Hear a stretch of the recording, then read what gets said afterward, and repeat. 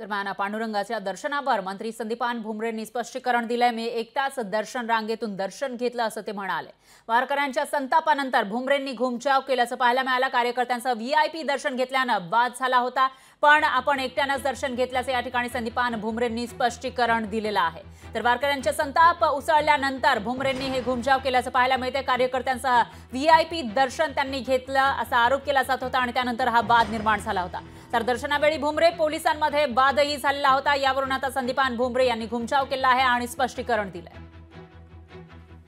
माझ्यासोबत कोणीही कार्यकर्ते नाही, मी स्वतः आलेलो आहे। मी आज दर्शनाला गेलो, दर्शनाला मी नेहमीच येतो, पण आता काही काही आत घुसतात असं काही नाही की माझ्यासोबत कार्यकर्ते आलेले। जे काही आले असतील ते सगळे वारकरी होते।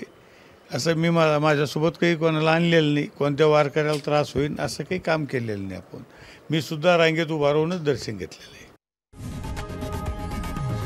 लोकशाही मराठी ऐका, पहा, जागरूक रहा।